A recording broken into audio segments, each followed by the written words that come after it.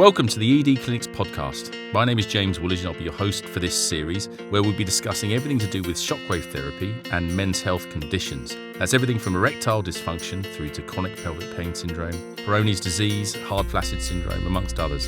We'll be talking to a host of experts from around the world to shed some light on these complex conditions. And we'll also be talking to patients that have been through treatment journeys themselves, so you can get a greater understanding of how we can help a broad range of people with these conditions. So, without further ado, enjoy this episode. So, thanks, Eve, for joining me on this podcast. And this is the follow-up where we as clinicians talk about our approach to certain conditions that we treat. In the first one, we've just had a good chat with John on the podcast before about his response to shockwave for erectile dysfunction. That's mostly what we see amongst the ED Clinics network is erectile dysfunction, which is why we've done this as the first topic, I guess. So just as a start point, can you just introduce yourself to everyone that's listening, first of all? Yeah, so my name is Eve, and I've been a physiotherapist for over 25 years, mainly sort of have an MSK background, but in the last sort of 3 to 4 years, I've really started to be involved a lot more with men's health, partly through my experience of obviously using the shockwave therapy, but then also my interest has always been sort of the lower back and pelvis and hip joint. But then there was this group of men that we would see with sort of, symptoms that I didn't quite know how to treat. So there was a sort of interest in trying to work out, how we could best approach those men. So, with ED clinics, we don't just treat, ED, we also treating, other conditions, male pelvic conditions and pain conditions. So for that reason, I've sort of transitioned more from being sort of MSK based to now being far more men's health. I've got 2 clinics.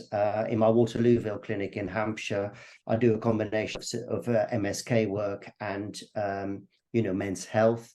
Whereas in my Reading clinic, I just do men's health. So, and there's been a true awareness, really. There's been more and more demands and more men coming forwards for all sorts of, male pelvic health conditions that obviously we can help them with. And on touching on that, you're being shy, Eve. You've written a book on the subject, which was what? What was the title? So it's Shockwave Therapy for Erectile Dysfunction. So it's a book that I wrote because when I first started to do this work, I just could not believe how poorly informed men were, and also no disrespect, but I think the medical profession kind of let them down a little bit as well with not really listening to them.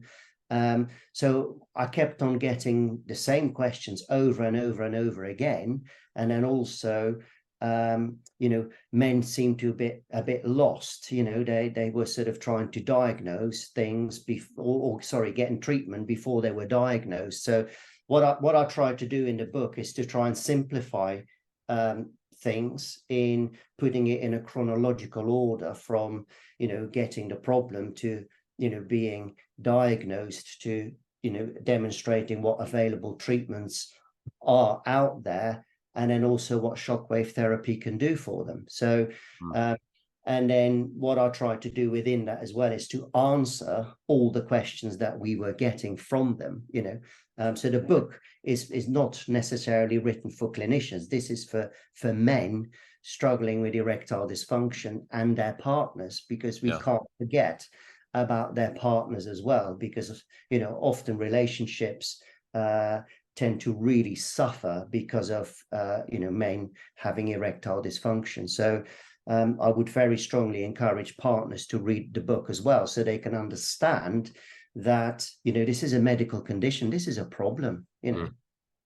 I think on that note, one of the reasons why I think it, as you touched upon, some of the medical profession aren't necessarily so good in that area, of course. So there was a magic pill developed in, I think, probably the 80s, which which meant that for most men, they were greatly helped by what's now known, if your GP gives it to you, as sildenafil, which of course the Viagra is the name.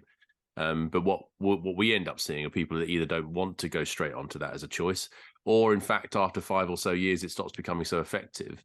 And then I think because of maybe the lack of research in that area, because it was so effective, that the world has not moved on as quickly as it should have done for that condition. And again, that lack of knowledge, like you say, about the fact that, you know, there's a lot of men that won't understand that it's a vascular condition, that the erection is maintained through increased blood supply, which is how these medications work. They often do find that quite surprising. So, you know, now we know that people are searching for it more, and there's a lot more noise about this, which is useful because men don't want to talk about it, but clearly they are. And we know the traffic we get from ED clinics is increasing year on year by a huge amount. So from you know, John's perspective on the podcast before, I just wanted to get you on just to talk through some of the things that patients we know ask us about, you know, perhaps what is Shockwave, how the Shockwave is supposed to or theorized to work. So can you talk your classic patient, or talk us through a case history? A patient sees you, the first session, how you approach it, and then the Shockwave aspect, if you wouldn't mind. So, I mean, the way that we all start off is that we do an assessment. So, you know, patient assessment is key, because we need to make sure that the patient is suitable for the treatment that we're offering. This is a process of asking, you know, lots of questions. We also use some standardized questionnaires. We need to get a good understanding of their medical history, their drug history, because really what we're trying to do is to try and you know, establish whether there is a true, you know, vascular or blood flow issue with the particular patient. You know, most patients, so about 80% of men who suffer with erectile dysfunction, you know, have vasculogenic ED. It's only about 10% who suffer with true psychogenic ED. But then, you know, the other thing that we obviously see in most men, despite the fact that it may be vasculogenic in nature, that there's always a bit of performance anxiety associated with that. You know, so we see that as well, and obviously it's part of how we manage it. But I think the drug history, the past medical history, all of that will give us a good understanding of the patient's health, their lifestyle, because I do think that that's kind of where the key is. That's where, you know, often you will find that there is some form of history. Now, we also know that there, you know, any kind of men under the age of 40 who presenting with ED should really be screened for, you know, potential cardiovascular disease. So get, you know, their cholesterol, their blood pressure, all of those basic tests, you know, a proper cardiovascular screen, for the simple reason that there is a state which is sort of subclinical. So men can start to, you know, demonstrate problems with erectile dysfunction, but there's a thought that within 7 to 10 years, you know, these men may develop cardiovascular disease. So, you know, again, our responsibility is to pick up on those things and to make sure you know, that we work in conjunction with a GP, and also, you know, kind of clearly ask them why we want those tests to be done. So they're kind of, you know, getting a little bit into our world, why we think this is so important to do. Obviously, there's other reasons why men can have erectile dysfunction. Obviously, the male hormones are important. So again, getting sort of androgen tests done through blood tests. So I think that's can be a very good, you know, point as well to have that information available. If the person doesn't have that, then, you know, we can either again work with a GP to try and get those tests done, or there's a couple of sort of internet-based companies that we use who do home kits, which, you know, during the COVID pandemic was fantastic, because we could get those home kits, and it gives them a profile of their male hormones, just to make sure that they're not lacking testosterone. So those are all kind of quite key issues. We then use some standardized questionnaires, you know, and these questionnaires kind of help us with categorizing where patients sit. So, is it mild ED, moderate ED, severe ED? Yeah. Now, the reason why that is important is because just like anything in medicine, if you have something which is mild, then you're probably going to respond quite well to the treatment, and also you probably won't need as much treatment. Where obviously, if things are really severe, then you probably need something a bit extra. So in that way, where we will be looking at the comorbidity, so does the patient have diabetes, and all of those kind of things, in order to kind of work out what type of protocol that we would use. And that's often a question we get asked, obviously not so much from men seeking treatment, but more from clinicians, as in, well, what's your protocol? Yeah. Well, the problem is that it depends. There Yeah. isn't set sort of protocol. We tend to, obviously, from our experience, from the research that's out there, put all that information together and then come to some kind of, through a clinical reasoning process, come to some form of judgment on what protocol we would be using. And that can be as simple as a shockwave therapy, but often we combine it potentially with some supplements, with perhaps some PDE5 inhibitors, with a vacuum pump. So it really all depends where people are to what we would be offering those types of patients. Yeah. Now, what obviously, again, a lot of patients ask, well, how does this work? What does it do? Yeah. Yeah. So what I normally tend to do is I tend to talk through through the normal mechanism of getting an erection. Yeah. And just to make sure that people actually understand how men get an erection. Yeah. And there's some key issues with obviously getting the input to the endothelial cells, because obviously it's the endothelial cells, which are cells that cover the arterial wall, which will release nitric oxide. We need that nitric oxide in order to relax the smooth muscles of the arteries so they can fill up with blood. Yeah. And that's basically how the blood enters the penis. Yeah. Now, often what men don't seem to understand as well is that the outflow is governed by the amount of inflow. Yeah. Yeah. So basically, the more blood comes into the penis, the more compression there will be on the outflow, and that will ultimately block the blood from flowing out of the penis, so men can maintain an erection. Yeah.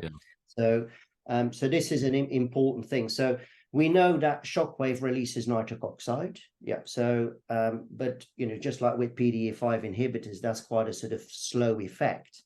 Now, we know from cardiology, which is obviously where the first trials that the Israeli guys did was basically based on the fact that there was evidence to support that we had neoangenesis, and neoangenesis or neovascularization is the process of creating new vessels or microcirculation through a process of in shockwave, through a process of cavitation. So cavitation is a sort of mechanical force that's being placed on tissue, which what you then get from that is a certain amount of re-stimulation and regrowth of small vessels. Now, if you get more vessels and increase the microcirculation, you will increase the total volume of blood. Yeah. And then the only other thing, which is more also to do from our sort of musculoskeletal work, we also know that there are growth factors that are being released. So when we got grotty tendons and all of that, we know that that can help to increase that sort of cell regeneration. Now, again, with men who may not have been having a lot of erections, some of that tissue viability might not be quite there. So what shockwave can do is kind of rejuvenate some of that tissue to make it more viable. So it really just improves the whole state of the vascular system, the penile tissue, and that's really where Shockwave is quite different from any other form of treatment. Yeah. I mean, and of course, for us that know about shockwave in a large medical setting, it would be known as lithotripsy. And, we use Storts, which is probably the most well-known of the shockwave manufacturers, and certainly the one that's responsible for most of the evidence in this area. And, the machines that they produce by Storts, they're used in cardiology for improving heart muscle and the vessels within the heart. It's a known thing. So, it shouldn't be any surprise really that, what happens in a tendon and what happens in your heart can equally happen in your penis. And I tend to use, in ways that I describe it in sort of broad terms of regenerative, effects on the tissues. It's like giving a servicing to those sponges that hold on to the vessels. Any more detail than that, I'd probably forget, and so would the patient, and they're not really concerned. But the other thing, of course, they ask is, not surprisingly, where do you put it? Are you going to treat my penis? Are you going to treat underneath, here, there, everywhere? And does it hurt? So can you just summarize, the mechanics of what we do with the shockwave? Yes. So typically, a sort of a session of shockwave, I normally take about a half an hour. The actual treatment in itself takes about 20 minutes. Although most men are concerned that it's painful, it's actually not painful. There may be some discomfort, but we are perfectly capable of, reducing it to a setting that a patient can perfectly tolerate. Typically, we tend to do a good couple of thousand of impulses, on the shaft of the penis, and then we also treat the crura. Now, the crura is actually the root of the penis, so we often only obviously appreciate what we can see, but actually the penis sits deep within the pelvis, and obviously we got the arterial supply comes from the pelvis through the root of the penis, which is basically is in the perineal area, which is basically the area between the anus and the penis. So we tend to treat those arteries leading into the penis as well with a number of shocks, a number of impulses. And that area can often be a little bit more sensitive, but again, because we got a lot of experience doing this now, we will always start really low and gradually build it up, and to tolerance, really. Most, as I say, most men have tolerated this very, very well. There's basically no known side effects, which is again often what men are concerned about. There's no side effects. You may get a little bit of discoloration of the skin, but that's transient. Sometimes, for a day or so, it might be a bit uncomfortable going for a pee. But apart from that, we haven't really come across any kind of concerning side effects with any of the men that we treat.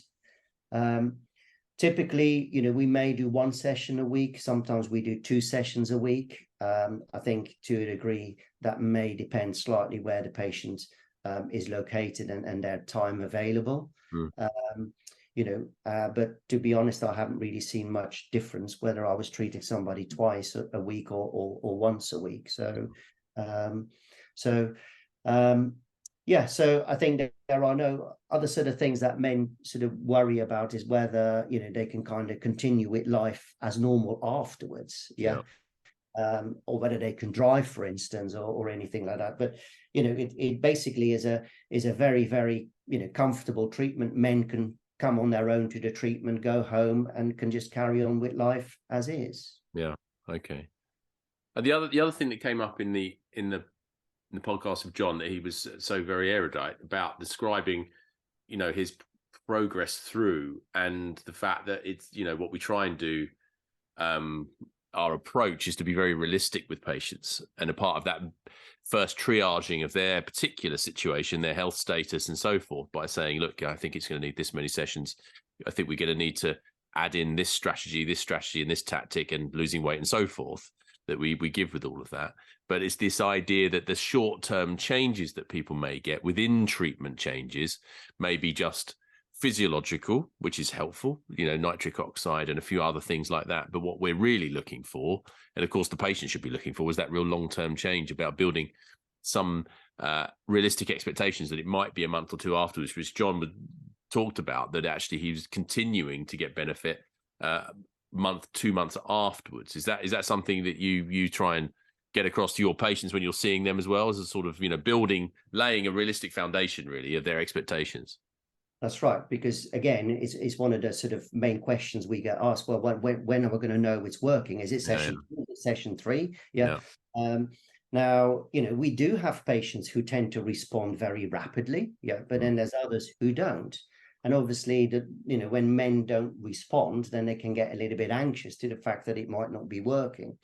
So really, I think, not that dissimilar really to all the MSK stuff that we do, is that what we're saying to patient, or what I say to a patient, is that, that there's a time factor involved, in such that the neovascularization, those vessels, they need time to grow, they need time to develop.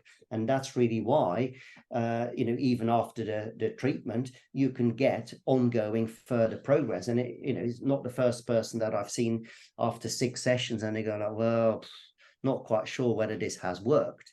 So what I tend to do is I tend to follow them up about 4 to 6 weeks later, and ask, well, how are things? Have things improved? Can we get some feedback?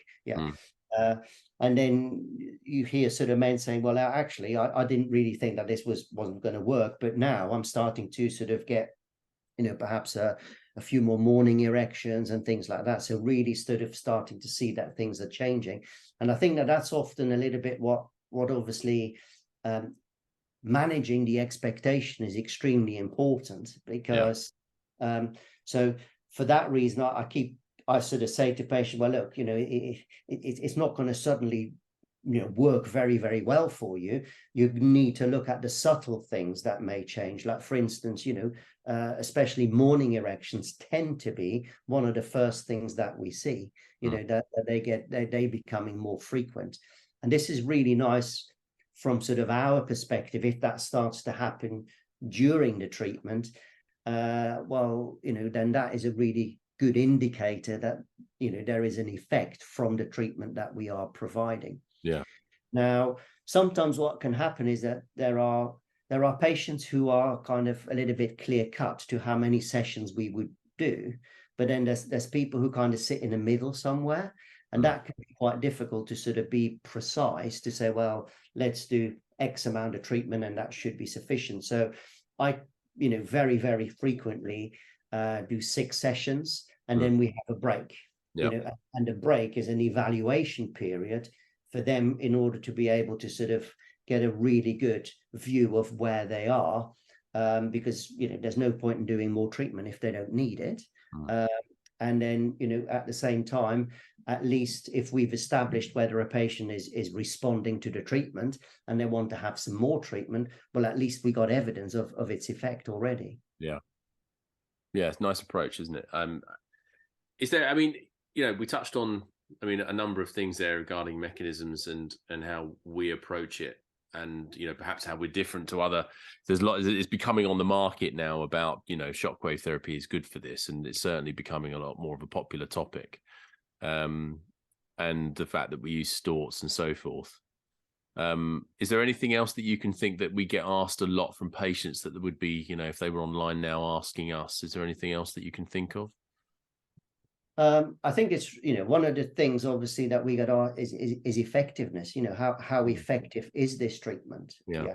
That's a hard one. It's difficult to answer that, isn't it, really? It is hugely, because it depends on those things you said at the start. Exactly. Everyone's different. If you've got this health, if you've got diabetes and you smoke and you like a drink on a Friday and Saturday night, that makes you entirely different to someone who doesn't do any of those things, but is starting to get a little bit of a mild ED change. It's obvious to say it out loud, isn't it? But I don't blame people for asking, because we are in private practice and we charge. So, so what's your take on it when you sort of give your response to patients?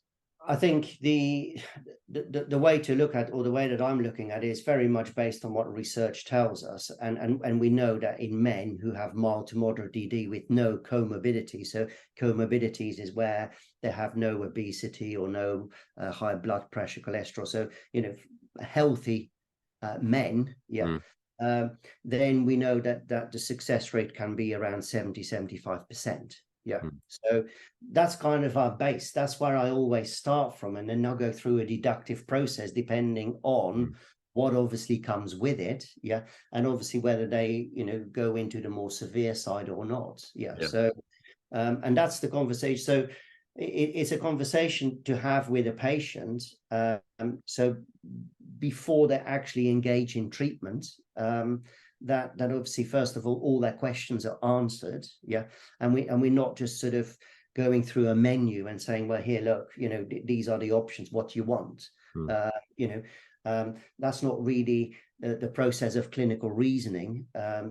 So I think the idea really is, and I think that's probably where we are different, is that coming at it very much from a medical perspective, from a physio perspective, or an osteopath, or, we're clinicians, we want the best for our patients, but at the same time, we're not a corporate business. We have reputations to keep up. We teach this stuff, you teach, we got to keep our credibility with, not only our patients, but also with our peers, that that we are there really doing our best to select the patients who are most viable to benefit from this treatment. And it's sad, but from time to time, I say to patients, I just don't think this is for you. You're more than welcome to try it, but the chances of success are really, really poor. And unfortunately, what happens a lot is that we see men who just leave, who have just been sticking their hand their head in the sand. Yeah. And if they would have seen us 5 or 10 years earlier, we wouldn't have been able to help them. Yeah. But they wait so long that really, we've gone past almost a point of no return, which is really sad. Yeah, it is. Okay, I think that's probably most of the things I wanted to cover, and most of the things I think that patients ask us. I can't think of anything else, but so I will wrap this up, and thank you very much for joining us, Eve. We're doing another one soon on chronic pelvic pain, which is one of your expert areas. So I look forward to that. But thanks for joining us tonight. Thank you, Eve. Cheers. Thanks. Bye-bye. Bye.